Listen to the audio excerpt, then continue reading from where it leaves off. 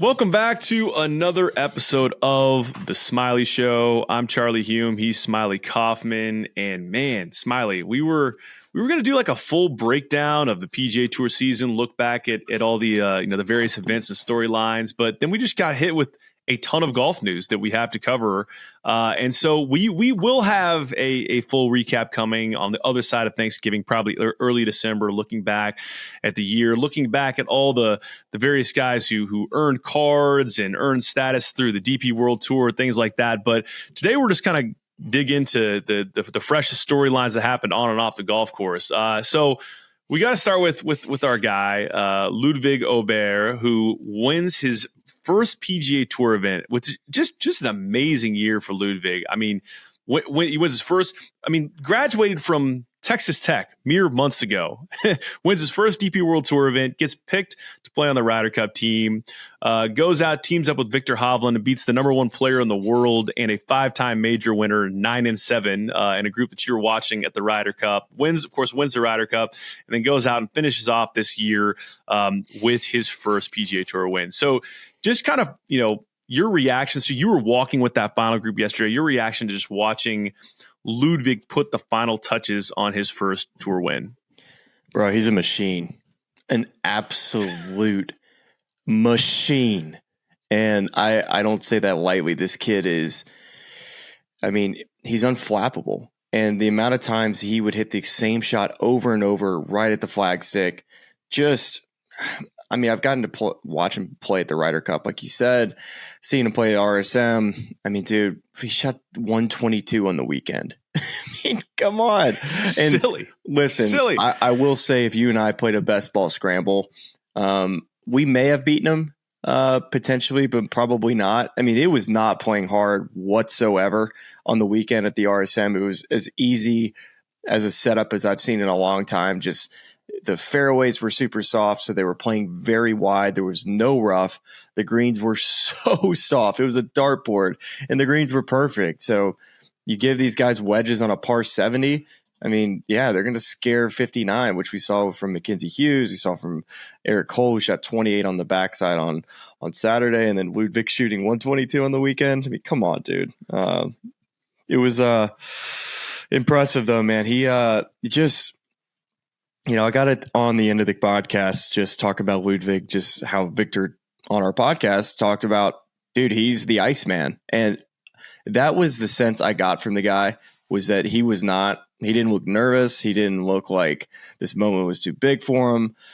So just really exciting. The fact that this guy's on the PGA Tour, and that he's not on the Live Golf Tour, and that we get to watch him. Like, this is probably the one really, really good move you could say that the PGA Tour has made, is that the PGA Tour U program that they have gets a guy like Ludvig on the PGA Tour and not on the Korn Ferry Tour, because it's no doubt that the guy should have been on the PGA Tour right out of college, and that's where the system is correct. And when I was playing, I was so against the PGA Tour U thing. I thought it was bullcrap that a guy gets to skip a step, because when you get out in pro golf, it doesn't matter how good you were in college. And there's been so many good college players that haven't made it to the PGA Tour and been successful. So any mini tour player, any Korn Ferry Tour player that's trying to get on the PGA Tour, you're like, dude, this is bullcrap that a guy's taking my spot. But in this case, they got it right. And this guy has been incredible. He's going to be so good for the game.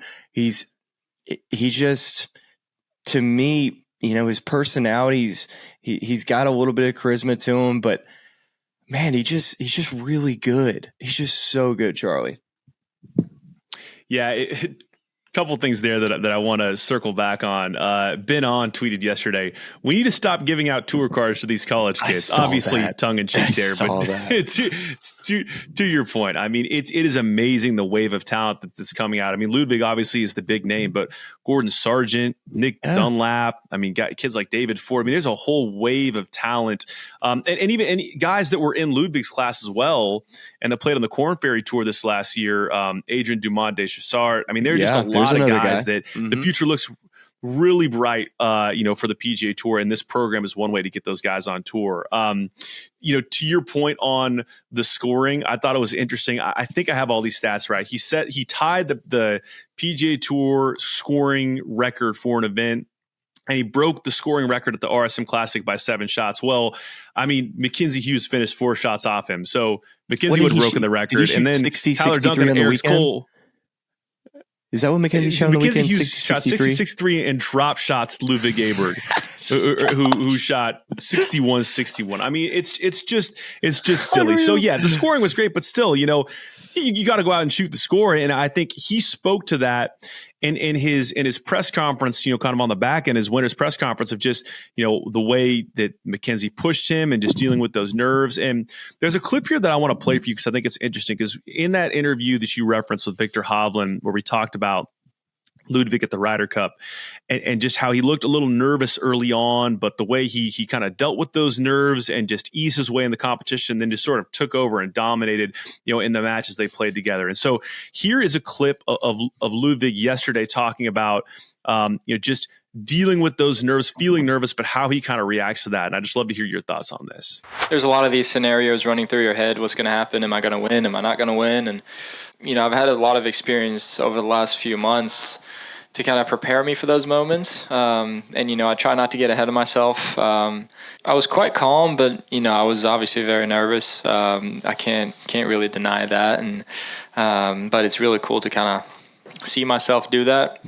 And it gives me a lot of comfort and validity that, I can do it. So my tendency is to get more stuck in the past more so than the future. So I tend to get more disappointed and frustrated with myself more so than, getting angry. I never get angry. But I do get disappointed and that kind of lingers. So I think this week I did a really good job of letting that go. But breathing really helps to kind of calm you down, and then you try to just stay where your feet are, really. So 2 things from that interview. I picked up when he talked about just disappointment or just lingering in the past. First off, that's who says that? I will say that most people in that position are always looking forward, trying to worry about not winning. There's so many things that come into your mind on the back nine on a Sunday, trying to win the first time, and none of it's stuff that's behind you. It's all stuff that's in front of you. So that was interesting how he said that. And I think I kind of revert back to maybe what he's referencing. He talked about all the experience that he's had that got him in a position to where he felt comfortable to win today. He felt calm. But I go back to maybe the BMW Championship where he's leading that tournament going into the final round, and he shoots, I think, a couple over, doesn't get the job done. You were the one, I think you watched a little bit of those first couple holes for him. It just kind of was off and ends up losing that championship. And maybe that's the disappointment that he was kind of referring to. But I think when we look at the RSM Classic yesterday and why he maybe did get the job done, first off, he wasn't looking forward, which is incredible to do. That's not many players are able to do that, but he references breathing and why that he was able to kind of lean on that a little bit. And the takeaway from that is I don't think you see players that are quite mentally as tough and prepared as a guy like Ludvig is at his age. And you could see it in his mannerisms, the way he walks around. You don't see fret. You don't see panic. There's none of that. And I think that's when Victor Hovland, when we talked about how he's the Iceman, he didn't look nervous. Dude, that's what I see too. And it's scary as shit if I was Mackenzie Hughes looking at that. And seriously, dude, he hits it. He bombs it. He's a great iron player, and he's got great touch with his wedges. I hardly saw him chip because he didn't miss a green. But when I did see him chip, he chipped it good and putts it well. And I've referred to why with Ludvig, why I think he's so good. And the first thing I picked up on him from watching him was how reactive he plays the game of golf. He doesn't think about the shot too much. He makes a decision. He gets up there and plays. And too often with him, we're almost missing shots from him on TV because he plays so quickly. On 18 on Sunday yesterday, we almost missed his second shot because he was already over the ball after the first guy had already hit. And it's so refreshing to see a young player be this talented and be this ready for the big stage. And it's a wave like this in sports right now. You see it with like Carlos Alcaraz, all these young players that are built ready to win at an early age. And let me remind you as well, Charlie, this guy's won on the PGA Tour now. He's won on the DP World Tour. He's been a part of a winning Ryder Cup team, and we haven't even seen him play in one major championship. And I asked Billy Ray Brown, and I'll ask you the same question, walking off the 10th tee yesterday. I said, Billy Ray, how many majors is this guy going to win? And he kind of looked at me with his face. He's like, you know what? If he stays healthy and he doesn't change anything, 6. And I was thinking in my head, that seemed a little light. I really do believe that's on the light side because I think this guy's capable of winning 10 plus majors. And I know that sounds ridiculous in this day and age, but dude, we haven't even seen him play a major championship. That's a ridiculous statement to make by me, but holy crap, dude, he's unreal. Yeah, I don't think 6 is far-fetched at all. And Is I'm 10 a little turning more aggressive? in your direction. Is that aggressive? Should I go back on that? Well, I don't know, because you got to look at what are the factors that go into. He's young. We say he's 24 years old, and so the obvious question mark that nobody can really predict is health. But if you look at his swing, I don't see anything there that worries me of him going after in a certain way. His mentality's like Zalatoris. Well, I would even give him more of an edge. I mean, he's still young, but I mean, when we listen to the sound that we just did, that's the Iceman giving you the cliff notes on what makes him the Iceman, of just like, hey, I'll even tell you that I feel the nerves sometimes, but this is kind of how I displace those and just work within those and just work through these shots in a way that, to your point, is calm and efficient and cool. And to me, it's, I think, Brooks obviously has a bulletproof mentality, but that is almost a calmer, simpler approach to the game that really kind of keeps him balanced. And 10's ridiculous. I'm going back on 10. I'm going back on 10. You're going back on 10? That's a ridiculous statement. I'm going to go back with Billy Ray, and I'm going to agree with him that 6 is a fair number. Well, it's I think it's 3 big things. It's health, and it's form, and it's other competitors. And I think the last one is the most important because of all the reasons we've just stated in this interview, 100%. Is that he looks like he should be able to stay healthy. He looks like a guy that I saw some stat yesterday where the rounds he's played on the PGA Tour this year, where he hasn't shot over maybe a 74 once, 73 or 74. It's just something absurd. And then all the sub 60 rounds he shot is right up there with the guys who were, top 10 in the world players. So, you think he's a guy that even if he does lose his form, it's going to be pretty easy for him to get it back on track. I think the last thing is the biggest factor, is that we have all these young guys coming up who, you can play as good as you want to, but if those guys have a good day, a good week, they might just go out there and win it from you. It has nothing to do with you losing it. And so that's the thing I think for him that probably, if I'm ballparking a prediction, it probably is less than double digits because it's really, really hard to do. Oh, dude, yeah. I mean, but I wouldn't be shocked if he won 10. Only 2 people have ever done it. So let's be real. I said 10 because that's how ridiculous I think this kid is. So it's amazing. I think that's maybe if that's the ceiling, and if I definitely think he's going to win at least one major. I would be surprised if he didn't win a major championship. But that's kind of just when I think about. I went to the U.S. Open this year in tennis and watched Novak Djokovic play. And when I watched him play, it wasn't that he was just crazy elite at everything. He was great at everything that he did. And it just looked like you were playing against a wall. And what I mean by that, it's like when you practice tennis and you're hitting into the wall, and it's just like the guy on the other side just continues to hit the perfect shot over and over again and just wear you down. And that's what I saw from Novak. Besides his already just glaring talent, it wasn't just like the best of all time at certain things. And now, granted, you could probably argue he's the best of all time at certain areas of his game, but there was no weaknesses in his game. And when I watched Ludvig, that's what I felt like McKenzie was going up against yesterday. Is you're going up against a wall. a guy that's just going to continue to return and hit perfect shots over and over again. And granted, I watched this at the RSM Classic at a very easy golf course that can make any golfer look really, really good. It just was not playing very hard. But let's go back to the Ryder Cup, where I did get to watch him play there. And this guy, let's not forget him and that's Novak. I'm already on this tennis thing. Him and Victor, 9-7 against Brooks and Scotty. And granted, now Brooks and Scotty did not play well, but dude, what Victor and Ludvig did that day, it was absurd. Neither of them missed a fairway, neither of them missed a green. They were like 7 under through 11 in alternate shot. Just silly stuff.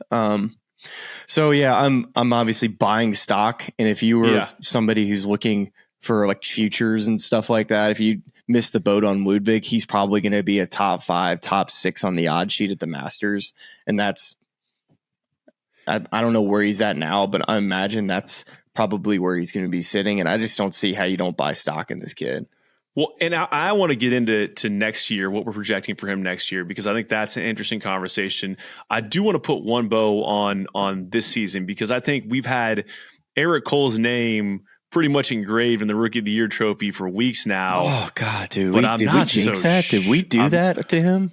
I don't think it's just us. I think it's a little bit of everybody. I mean, and I'm wondering now, like, look, no disrespect to Eric Cole, who almost had like an Ironman year where he played in a zillion events. He was playing in non-PGA Tour events on weeks he wasn't in tournaments. Guy just loves playing golf. And what he did, especially as a guy who was 33 or 34 this year and didn't have a status in the years prior and kind of plays his way into all these different events and plays really well. But Ludvig coming on late, for me, I think Ludvig's got to be a Rookie of the Year. Do you agree, or do you think that's still Eric Cole's award? So we debated this on the air, and it was Eric Cole's to win this week. The only person that couldn't win was Ludvig, or he was going to win. It's just really bad break for Eric Cole, because I really think Ludvig's probably going to win now. The recency bias of what Ludvig's done. Not to say Eric Cole. I mean, Eric Cole, I think, just had 4 top 4 finishes in the fall. I think I gotta go back and double check that, but I think he finished 4 top 4s in the fall. He played very well in the fall. Yes. Yeah. And I know the fall is not how we're judging this, but Eric Cole did get to play 37 times. And then, Ludvig played 15. Is that about right? Something around there. Yeah. Eric Cole did not make the Tour Championship. Correct? He finished around 37th, I believe. That's correct. Yes, he did not. I'm sorry.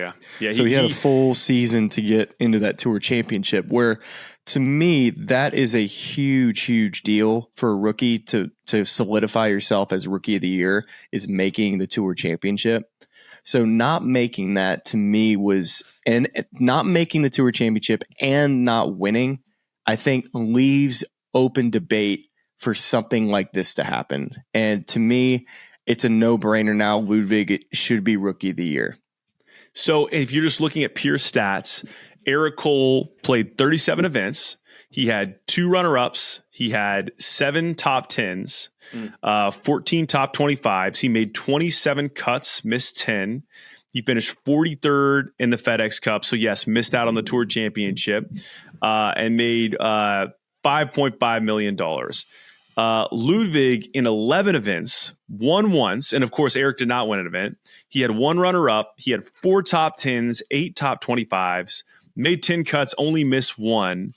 The FedEx. So this is honestly another kind of illustrator of what he did this fall. And I know we said, hey, we're waiting the fall less, but he entered the fall 135th on the FedEx Cup standings, and he ends at 53rd. So he got after it this fall and made $3.1 million. So, I mean, it depends. I guess it depends on how you sort of value these things. And honestly, I could see a similar type of discussion taking place for Player of the Year, whether we're going to reward Scotty Scheffler for his consistency, across the year without the wins, or whether we're going to reward John Rahm or Victor Hovland for peaking more. And it's funny because I am a guy who's argued for Scotty as a Player of the Year But in this particular argument, it's like, I think you got to go with Ludvig. And the other thing too is, and I hate that this comes on the conversation, championships, Charlie. Well, but it's what is history going to look back on? What's going to look better? I mean, Ludvig Åberg, we're going to look back and be like, how is he not the rookie of the year? Who is this Eric Cole guy? And I hate that that's the way it is, but that's just kind of the way it is. Yeah, I'm on the Ludvig rookie of the year, Victor player of the year. I think you can make a case for Rahm and then make a case for Scotty after that. Just to follow up on just comparing the two between Eric Cole and Ludvig Åberg, Sean Martin had a great tweet, and this was also kind of comparing the two, and you just touched on most of them. But Ludvig only playing 11 events, his points per event before this event was 28.2, and points per event for Eric Cole was 31.7. So he was a little higher going into the week, but then Ludvig won. So I imagine he's well over that 28.7, probably closer to the 40 or 50 mark now. So now he's earning well more as far as points per event goes. So small sample size. It's really tough for some people to say, how can somebody be the rookie of the year when they only played 11 times on that tour? But shoot, I mean, he finished 53rd in the FedEx Cup. Now, if Ludvig was able to continue to push up the FedEx Cup, so if Eric Cole finished at 37th, I believe, so he would have kept moving up. So right now he's stagnant at 37. So it is a little bit kind of weird to say, oh, well, Ludvig finished 53rd, Eric finished 37th. That's really close. If we're comparing like things as far as that's concerned, Eric Cole didn't get a win. Ludvig did get the win. So, but you got to remember how well he played in the fall, Eric Cole. So you can make a case for both, but man, it's just that recency bias thing, and kind of similar to this Heisman voting thing. Like Jaden Daniels is a guy that probably has the best stats, probably has been the most electric player, but Bo Nix goes out and throws for 7 touchdowns against Washington in the Pac-12 championship. It's going to be a recency bias of what we just saw. It's kind of how it goes with voting. Many right? people saying Drake May, I mean, here we go. Many people. Ones of people. Well, we talked a little bit about expectations for Ludvig in 2024, over, under. We talked about, I guess, career majors, but, wins, where he'll be at in the OWGR, all stuff that we'll cover in the future. And I think one last thing that's important to note for Ludvig is he makes it to 53rd in the FedEx Cup fall, and he wins this event, of course, which means he's in the first 2 and really 3 if you count the Century Signature event. So definitely big for him. But we are, Smylie, in a breaking news situation here on the Smylie Show. Can you play a sound for that? Like do do do, like to sound the alarms. Can we have like a? Oh yeah, I mean, we need to get some cool buttons you can press for that. I can edit in some like air horns on the back end of this. When you listen back to this, it's going to sound way cooler than the way we just recorded it. But yes, breaking news, and this comes to us via a Josh A. Carpenter tweet. The TGL is expected to announce later today that it will not launch until 2025 due to the damage caused at its venue in Florida. And that was, of course, and this is from a golf.com article written by Sean Zach, temporary power outage took place at the side of that stadium, causing the air-sealed dome to deflate. And there's speculation as to whether it was human error, mechanical error. All the air in that white blob kind of deflated and left all the technology, the high-end technology that they're using to have this thing pulled off, susceptible to elements. And so at the time of the writing of this article, they were unsure as to whether or not the TGL would continue in early January, which was a slated launch. But now it's looking likely that they're going to push the league until 2025. And so a ton of impact here. ESPN's TV contract, player schedules. Let's just start with kind of an open-ended one, which is, Smylie, I mean, how devastating is this for a project that was supposed to maybe ward off a live threat, tap into new audiences, all the above? I mean, how big of a blow is this? It just seemed like the whole thing was kind of getting rushed towards the end. The fact that everything wasn't built, only a player or two has been in the testing component of it. You know, with stuff like this, when you kind of get closer to as far as a date goes, and you start hearing that, wait, this thing isn't even built yet, then the crazy storm comes through, and maybe that everything was going to be on time and everything would have been just dandy. But to me, everything still felt a little rushed, as far as the players maybe not having an understanding of what the concept was. I think many of the fans didn't really understand it either until we saw that Cameron Young video of him kind of doing some testing, and we didn't know it was going to be on grass. I mean, that was something that was very. I just think the picture from not only the players but the fans as well didn't really know exactly what it's going to be like. I think we were all excited about it, but I think the big issue that they had was looking at the calendar. It's like, if it was a month that they needed, if it was 2 months that they needed to get it, the stadium built and back and ready to go, it ran into the issue was the ESPN windows that they had. So I think this thing was going to run from January to like just short of April. Is that about right? I'm not sure what the window was. You know, it's interesting because they only had announced the first few dates, we were looking at this and trying to see how, if it was a 15-week season, when are the rest of the dates going to fall, and are they dates that were they going to try to pack in a bunch of them around the Florida swing, because that would make a lot of sense travel wise. Were they going to try to stretch it out over the course of the year, maybe all the way to August? But if April would seem to make a lot of sense to kind of get the majority of it out of the way before you get into major season and stuff like that. So, it does, if that indeed was the plan and we didn't know the rest of the dates, then it makes a ton of sense to say, if we were already going to have to postpone this thing, now we're having to pack all these, TGL matches, whatever you want to call them, into an even tighter window, which is even more of a strain on player schedules. And it's already a thing that's driven a guy like John Rahm out of the first year of this league. Let's just punt on it. And I mean, I guess I think your point is a really valid one where it's if this thing was going to be rushed and it wasn't going to come off the way they wanted it to come off, another year of planning to me doesn't kill this. I really think it would have been great to get it started just to see, even the networks too. I think it gives them more time to figure out exactly, if they have the right team organized, for the players being able to go on an off week in the Florida swing after it's done being built, and you could go swing by and really do some testing on it, because nothing is worse for the players if the technology isn't correct in their mind, because they're like, wait, this sucks. I know this shot isn't right. Like, I know what this is putting or whatever it is.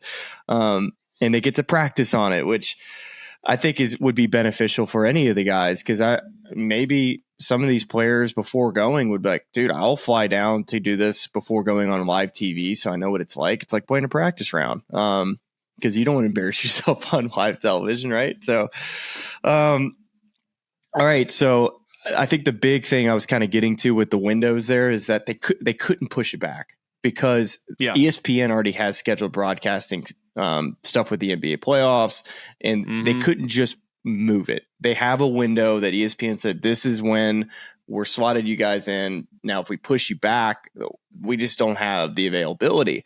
So if they had done a deal with another network that had the flexibility, then they could have just pushed this back to later in the year towards the summer. Let's say if it was with a CBS or an NBC, whoever it would be, a TNT.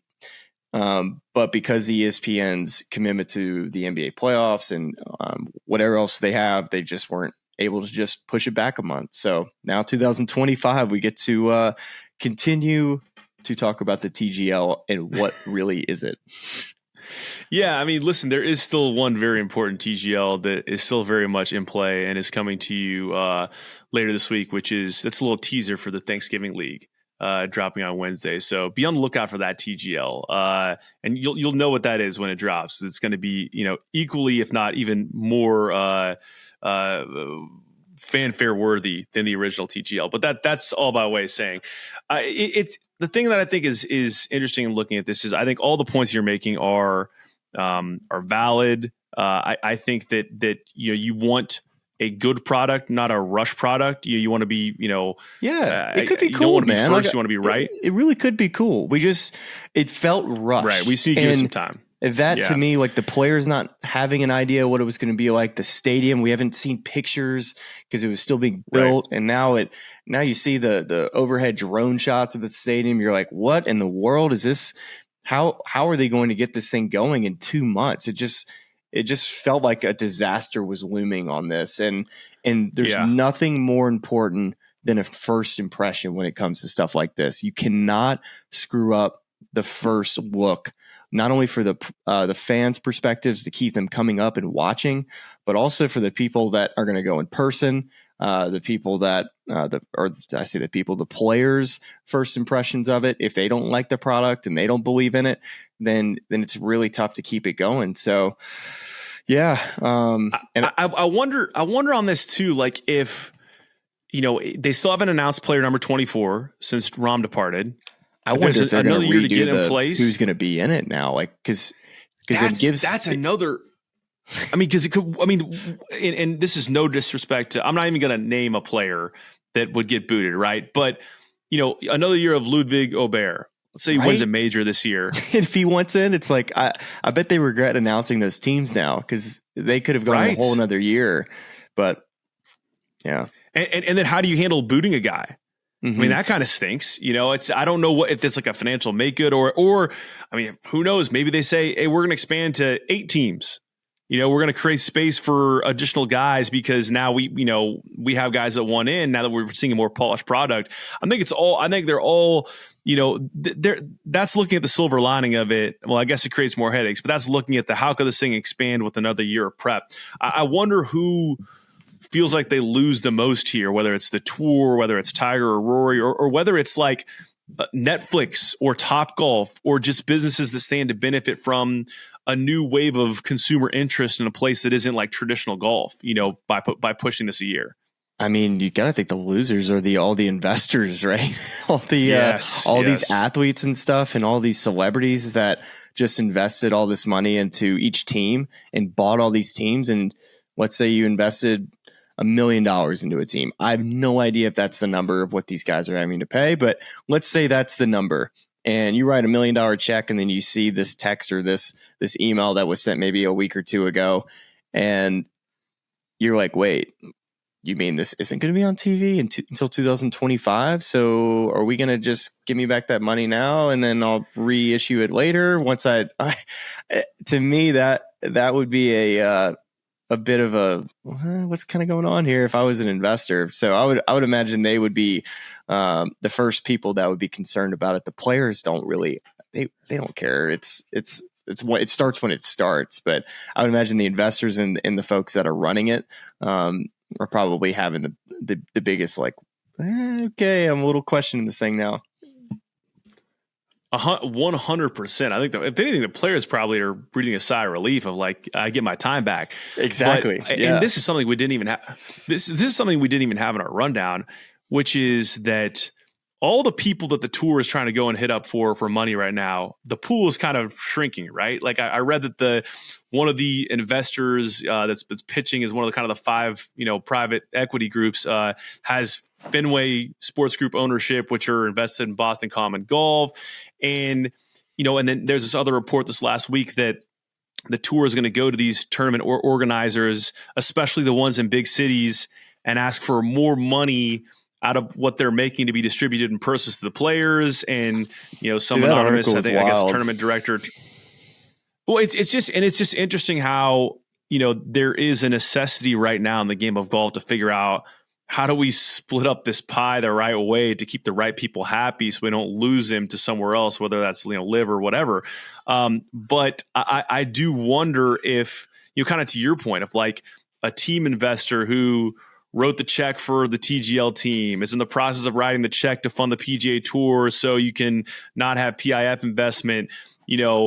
Maybe I'm sure there's some sort of crossover here and people who are putting on tournaments for the tour and they're having to write a bigger check to distribute to the players. At what point where they say, wait a second, like this is crazy. You can't keep asking for this and not providing some return on value. That's very presumptive, But it is. I think when you're pointing out losers in the TGL and you're wondering, does this impact, like, what does this impact on a larger, scale deal, and whether we're going to see other things within the tour structure take a hit because it's the same people who are getting asked to pay money over and over and over again.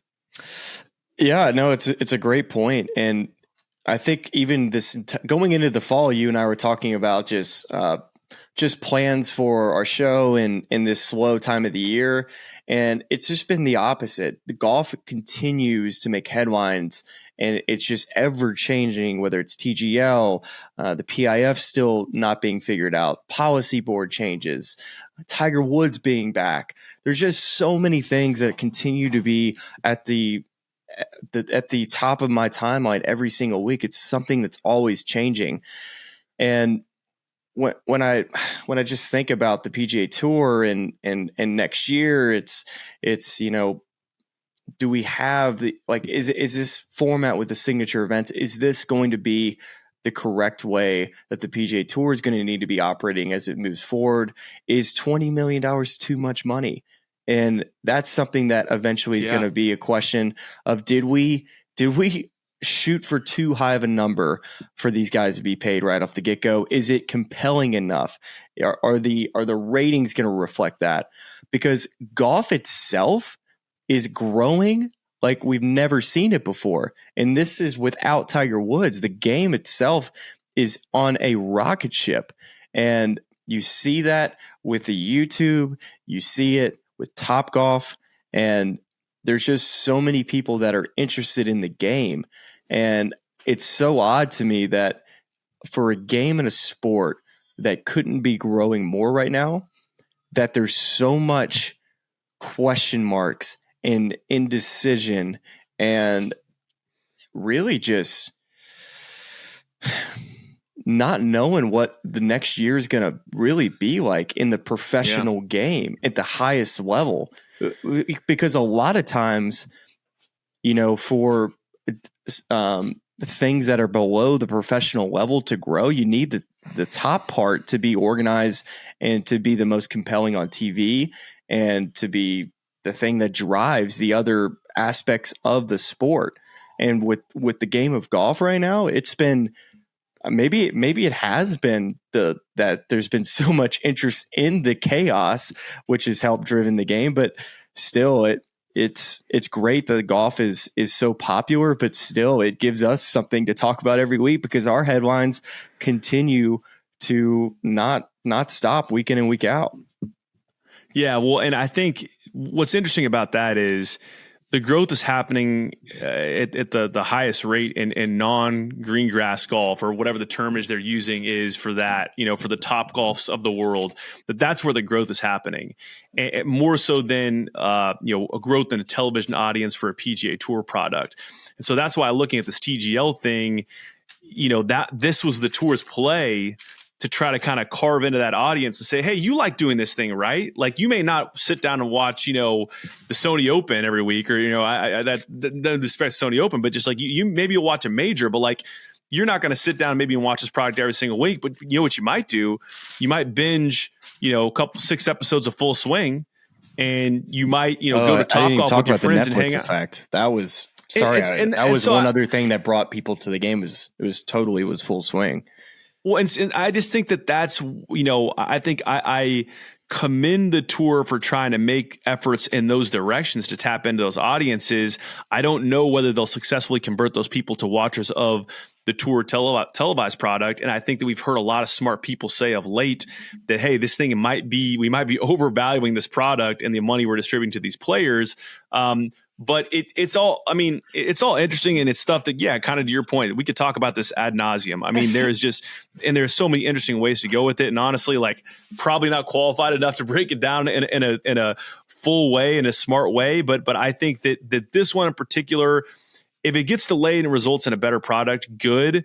But that's another year you're pushing back from trying to tap into the segment of the audience that's growing at the highest rate. And that's a bummer. So.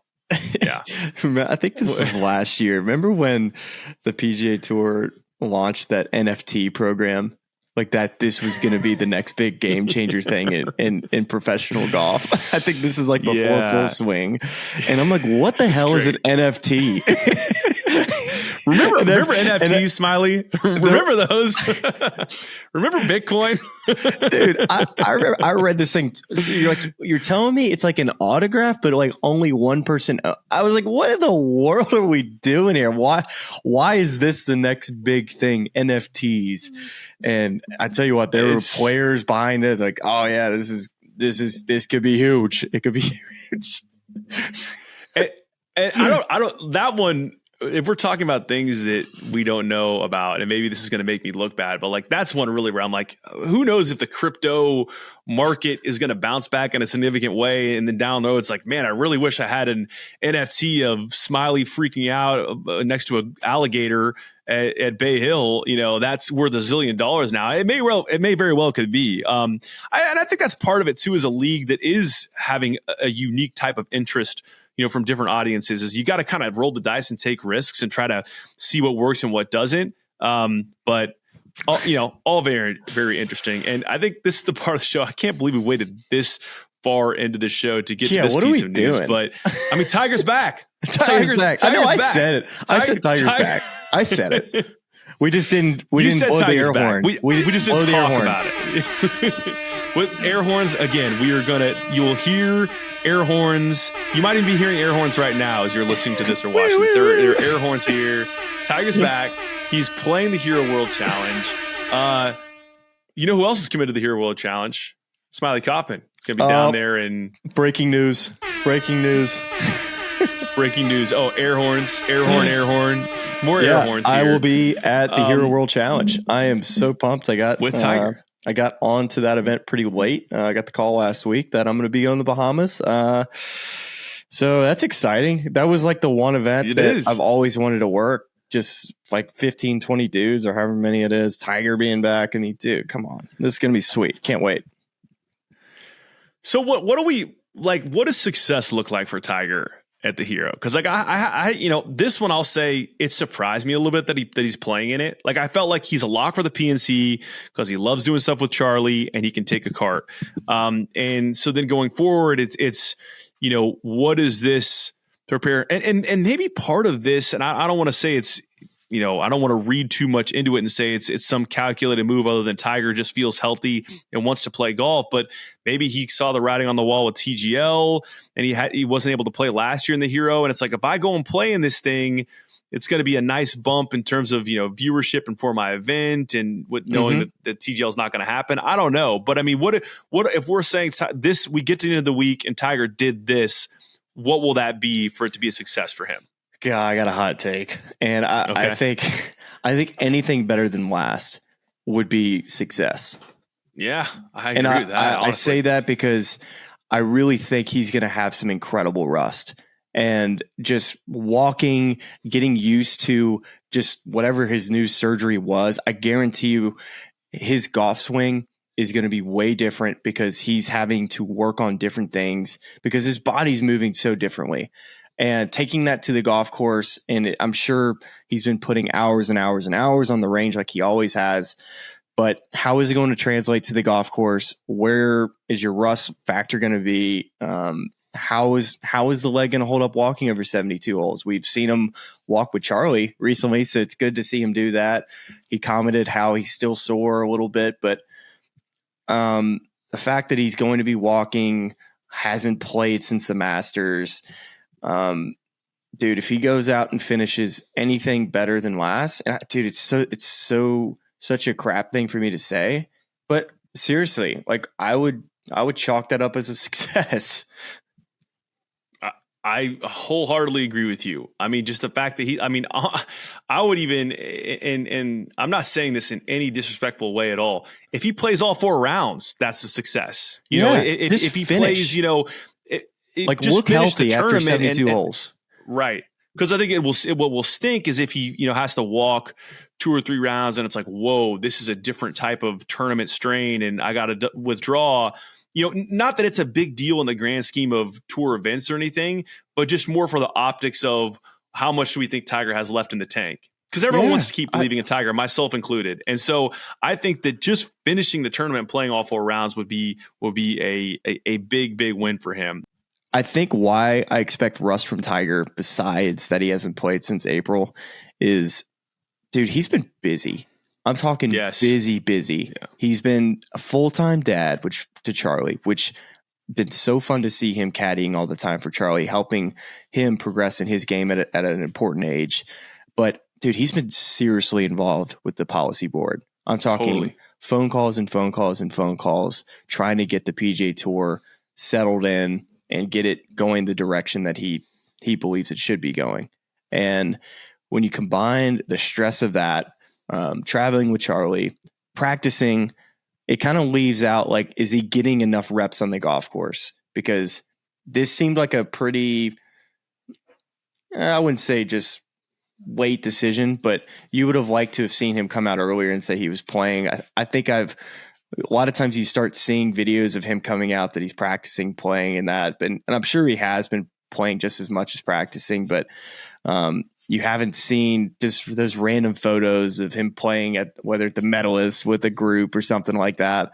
You've just seen him kind of on the range. So you question just where he's going to be at from a competitive standpoint. Yeah, I think we saw him at the Hay, looking like a Call of Duty character a couple times on social media. Those were nice little some shots, playing with Charlie as well. But I mean, yeah, you're 100% right. I mean, that feels like the Masters, his injury feels like years ago.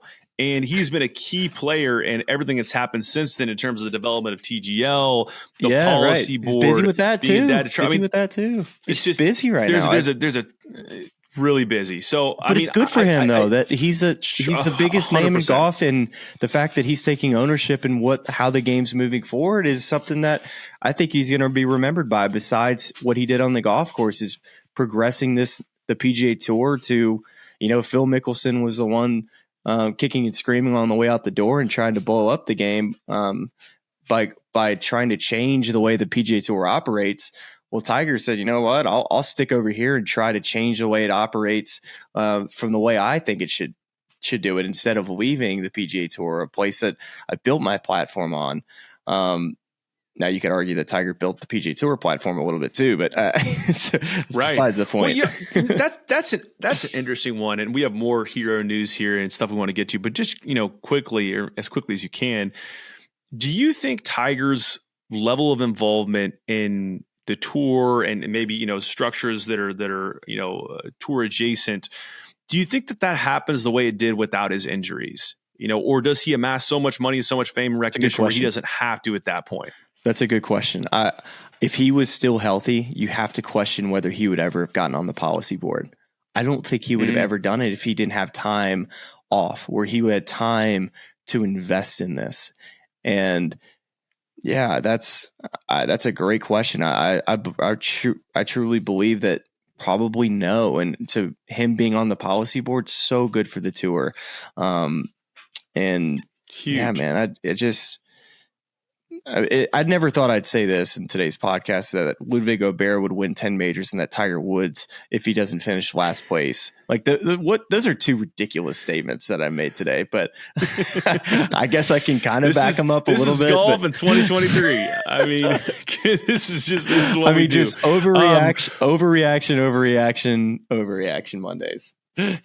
Well, and the great thing about it is you can just overreact all you want, and then like a week later there'll be more news that you can just wash over your last overreaction with a new one. So speaking of overreactions to pieces of news, more news from the hero. We saw Patrick Cantlay and Xander Schauffele withdraw from the event. They were replaced by Justin Rose and Lucas Glover. There were a lot of rumblings. You can't have any player movement today without people saying, "Oh, live, they're going to live." And look, anything could happen in today's day and age. But I saw something this morning from Jeff Shackelford's Quadrilateral newsletter that kind of made a good point about this, and something that I guess we all missed. But there was an exclusive in Today's Golfer on October 31st where Xander talked about a lot of different things, the Ryder Cup, his thoughts on Jay Monahan, off-season plans to find more distance. And one of the things he noted in that story was that he'd already decided to kind of shut it down to recharge for 2024. And so I guess we had that piece of information that wasn't, fully connected to the Hero WD quite yet. But there were also rumors that Cantlay was going to follow suit and do the same thing. So, I mean, do you read into anything more there other than these guys are just like, I played enough golf, I want to relax, I'm doing it. It's I guess the optics are bad given everything that happened around the Ryder Cup, right? It's hard not to read into it. And listen, I don't think they're going to the Live Golf Tour. I really don't. And I truly believe that it's been difficult to get a read on Patrick Cantlay, because I really think there has been genuine interest through over the last year with him going to the Live Golf Tour. I think there was definitely interest from both parties. And Xander Schauffele, to me, always seemed kind of attached to the hip of what Cantlay wanted to do.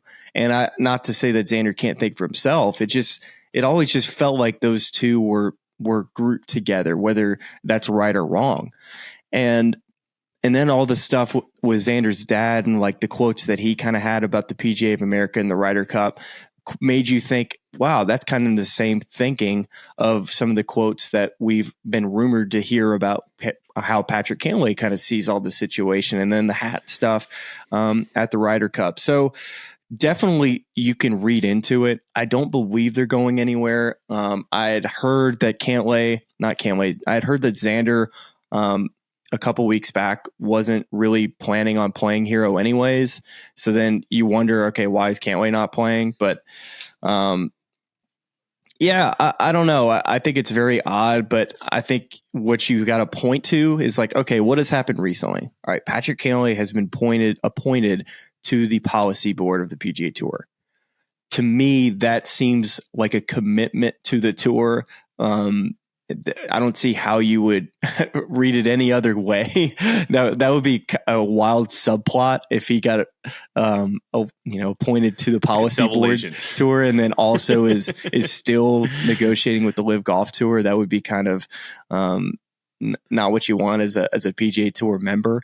Somebody being able to kind of manipulate both sides and using his leverage, but.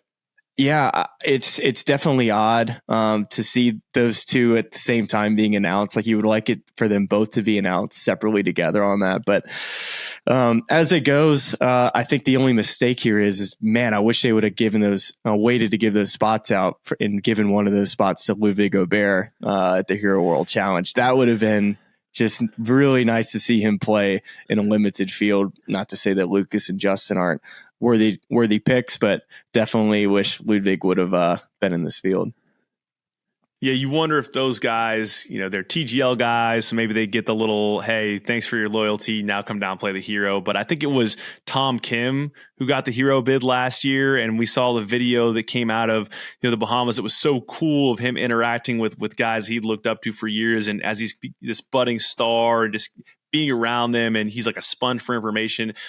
It would have been very cool to see a similar thing, happen with Ludvig going down there and playing with all these guys. But, who knows what the future holds. On the Xander point, I think this is very interesting because you noted there about Cantlay's involvement with the policy board. And we actually have another policy board piece of news that we're going to get to finish the show out. But, I think as cryptic as Cantlay's been at time with just his actions and his words, the thing that I think is very clear from him is that he's trying to advocate for the players, and by an extension of the players, he's trying to advocate for himself and how we extract what we feel is the value we deserve out of all these scenarios. So it makes sense that a guy like that would, end up on the policy board and be part of the group that's reviewing all these different, kind of groups that are saying we want to invest money into the tour and things like that.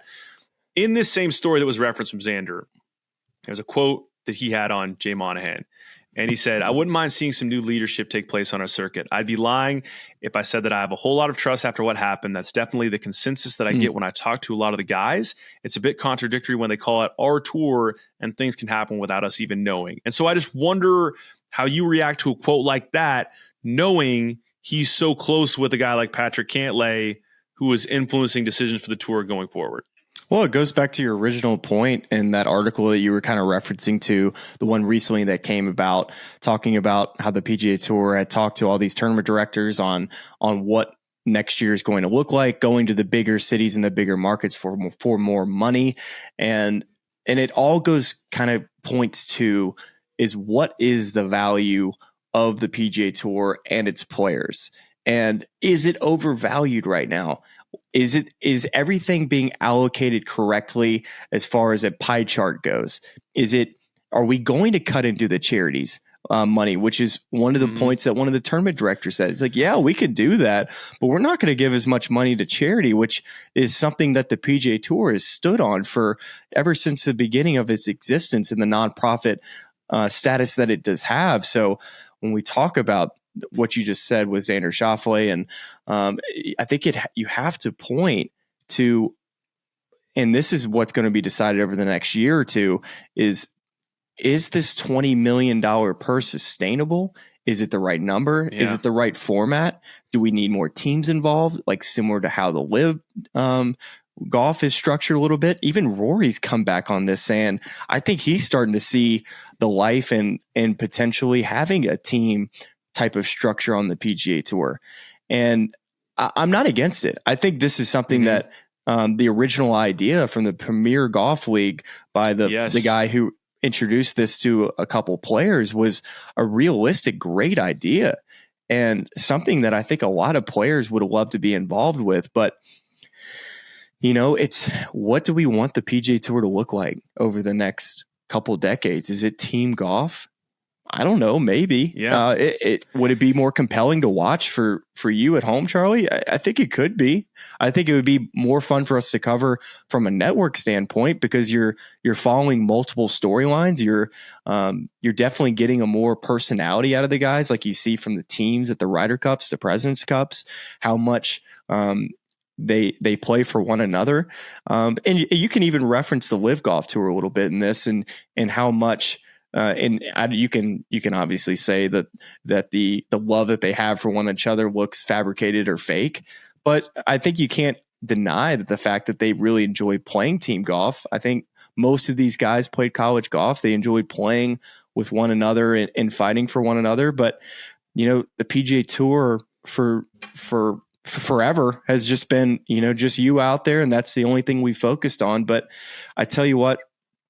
For us to show more golf on TV and show more players and show more storylines, and you add a team component to it, it gives us an opportunity to cover so much more of the golf course. Because right now, really, we're just covering who wins the golf tournament and the storyline with that. And you throw in a couple other players that are on the back nine that could have the difference between a team championship. I really think it adds an element that I'm not against. So the team, I know a lot of PGA Tour fans have been against the team format, but I think it's something that could work, and Rory's come around to it. It's just been a little bit of a, because the PGA Tour is so against the LIV Golf Tour at the beginning, it's really hard to come around to it because you're either on one side or the other. But it seems like we're starting to see a potential middle ground figured out here. Yeah, I mean, I think there's nothing like the brotherhood you see between guys like Brooks Koepka and Matthew Wolff, and you really just love to see guys like that out there. More drama to cover, right? It 100% is. And I think if we've learned anything from this past year, maybe 2+ years, the only constant right now on the PGA Tour and professional golf at large is change. And I think that is going to be the story of the PGA Tour for the next 2, 5, 10, 15 years. I think my guess where we end up is the majors remain, because the majors are the most important things in golf. And then maybe some of those, flagship tour events, but that are almost less connected to the tour than they are connected to the players who represent them. So I'm thinking like the Genesis Invitational and Tiger Woods, Arnold Palmer Invitational, the Memorial with Jack Nicklaus. Like I could see those things living on and looking similar to whatever the tournament iteration of the past is as we go forward. But I could definitely see the rest of that schedule getting stripped down and changed and formatted to accommodate however you can get the most money into the game, really. That's exactly what you just said is getting. Yeah. And I think that's how do you get the money to the game? And that to me is what I think Rory might be seeing is like, okay, we're looking for more investment from different areas to try to bring more money to the PGA Tour. And let's say it is teams. And this is where it gets a little different, because one of the coolest things about being on the PGA Tour is that you can create a brand for yourself. So you can, when you think of Jordan Spieth, what do you think of? You think of Under Armour. You think of what you see from him. When you think of Rory, you think of Nike. So when we talk about teams that potentially could come in and buy, let's say there's going to be a team TaylorMade. So you'll have 4 TaylorMade guys on a team, or let's say you're going to have a team Morgan Stanley or a team Nike. So those are all things that would be great. It brings more money into the PGA Tour. But what you potentially lose, and what guys have tried to avoid, is the brand that you create for yourself. You kind of become like everyone else and loses a little bit of that value of this is kind of who I am. Jordan Spieth is Under Armour. Nobody else is like Jordan Spieth on the PGA Tour. Well, Matthew Fitzpatrick, but that's to my point though. The PGA Tour definitely needs more investment, like you're talking about, and whether it's team golf and bringing in brands that want to be that want to buy teams, like Srixon buys a team. Great, that's awesome, but you kind of lose that element that makes a PGA Tour an independent contractor and a personal brand. Yeah. Well, on the topic of Jordan Spieth, that's a good segue. Big changes on the policy board. We heard last week. I don't even know if we covered this. The list of things that I like. Did we talk about that? Or did we not talk about that? They continue to grow with every new piece of news that comes out. But last week we heard Rory McIlroy resigning his position on the tour policy board, and I think there's a pretty clean statement from the tour, but Rory in his comments over at the DP World Tour Championship kind of hinted to his maybe displeasure with the amount of time that was required for his involvement, and not really wanting to commit to that anymore. And then maybe there being some frustration over what was asked of him and the public position he had to take, especially against Liv. And then that kind of getting flipped this summer when the tour kind of struck this framework agreement with the PIF. So Rory steps down, leaves his position on the tour policy board, and we have a replacement now. And that replacement is Jordan Spieth. Jordan has great resume in terms of involvement on these sort of governing bodies on the player side of the tour. He was on the Player Advisory Council from 2017, 2018, was the PAC chairman in 2018. He was also a player director from 2019 to 21. So everybody who's keeping score at home, your current policy board with Rory out is Charlie Hoffman, Patrick Cantlay, Peter Malnati, Webb Simpson, Tiger Woods, and now Jordan Spieth. And then in 2024, when Charlie Hoffman rolls off that board, the current Player Advisory Council chairman, Adam Scott, will replace him, and that will finalize your policy board. And that's an important thing, because that's a group of people that are reviewing all these bids of potential financing that can maybe supplant whatever the PIF comes up with, or they could be the group that's reviewing the PIF plan saying we like that or we don't like that. So You're a buddy of Jordan's. Any sort of insight as to why he wanted to be involved, how this whole opportunity came about? He's been extremely involved in everything. He's been a very silent player, and behind the scenes, how much work he's put in to getting it structured correctly and getting the right people in the correct seats to give the players the most amount of control that they can, and have the right board members that are going to be sitting on the other side of them to be able to work hand in hand with, to be able to help push the things they want to get through. And you mentioned Tiger Woods, you mentioned Cantlay, you mentioned Adam Scott. Like these were all the names that I've been hearing that have been the main players behind the scenes that have been really calling a lot of the shots and getting the structure up top correct. And I think those are the main, when it comes to like Jay Monahan's job, like this is the group that are going to be determining the moves that they're eventually going to make.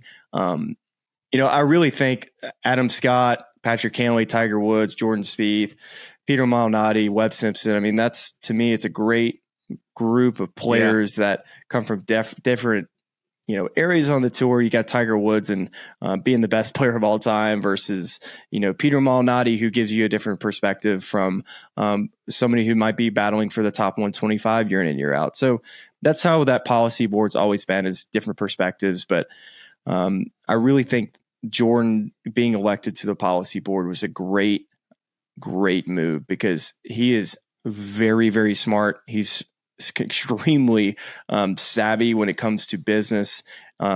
Just as a super cerebral person. You could see that in his interviews. Just when he talks about certain business stuff, I'm like, dude, like, you could have been a hell of a CEO. When I listen to him talk about stuff, he is so forward thinking and stuff like that, I can't even, I just let him talk. And I'm just like, I don't know what you're talking about, but you sound like you're saying the right things. But so good for the PGA Tour getting that one right. And I'm really excited that Jordan got on there, because I think he's going to be a really nice voice for the policy board moving forward. Yeah, I couldn't agree more in terms of just the makeup of that group, especially with Adam Scott rolling on, because then you have like he's great. He's so even keeled. He's been around the game. He's seen the ups and downs of golf. Just a great advocate for the game of golf. That's a nice makeup of group, and again, important as we that kind of balances out the votes from the non-player directors on this board as we figure out what the future of the PGA Tour is. So man, golly, we got through. We really didn't even cover everything we wanted to cover. Probably in December, we'll do a full wrap on all that we mentioned off the top of the show in terms of the tour, just reflecting on the year that just happened, and what next year is going to look like. But that's all for us today. And we're heading into Thanksgiving week. So we have, as I mentioned before, the Thanksgiving League, which you don't know anything about right now. And we don't want you to know anything about it until this episode drops. That's coming on Wednesday, which will be accompanied by a social media graphic. And I would the only tease I'd offer is, just think about my teams a little bit. Just give them a little bit of thought. Don't just let your face value reaction to my teams just be, what the hell was this guy thinking? Because I think if you let him, it's like a fine wine, you kind of let it just mature a little bit. After a while, like, oh, I like this taste. I've acquired this taste. That's all I'm going to say there. Any thoughts you want to leave the people with ahead of the Thanksgiving League on Wednesday? I mean, first off, nobody has no idea what you're talking about, because they have no idea what the Thanksgiving League is. It's just a silly draft that we did that's hysterical. It's probably one of the hardest I've laughed doing a podcast, so it's definitely one to tune into. So looking forward to that. God, crazy day. I mean, just TGL, all of that news, insane, man. I'm just kind of a head spinning week in the game of golf. And I have to add one thing to the episode, and it's for the fantasy football people out here. I made a trade Sunday, 15 minutes before kickoff. My team is in shambles. Wow. I'm 7-3. I'm in a great spot, about to go 7-4. And for those that are listening, I made a trade to try to get Devin to A chain. Did that really fast. I think that's right. If really it's not, fast people know for you're Miami. About. Yeah. Yeah. He's like had those 3 weeks that he actually did play.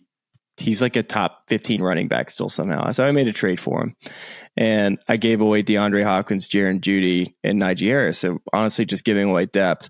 But I'm at the RSM, and I'm looking at my fantasy football score, and I see that a chain is out in the first quarter. So it's just, is there anything worse than making a trade for a guy and he gets hurt in the first quarter? It's like, what?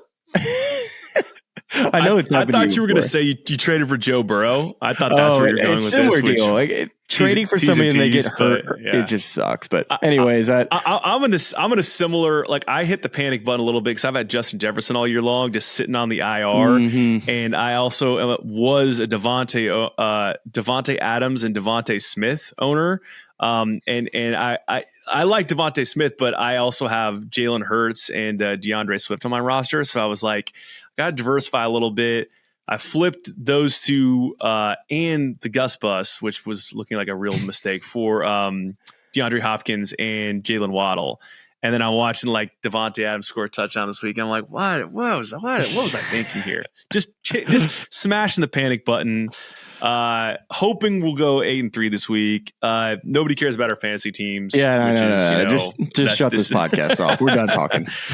Well, let me just leave you with one last little clip, little tease. Oh, I'm Charlie and I like margaritas. Oh, I'm Charlie and I like margaritas. Oh, I'm Charlie and I like margaritas. Thanks everybody for listening. Tune in on Wednesday. We'll see you then. I've actually watched a couple of episodes of y'all earlier. It just started popping up on my YouTube, so I was like, I'll check it out. And you guys have some good takes, so thanks for what you guys do. So I'm happy to come on. And that is a stamp of approval from Mr. Victor Hovland.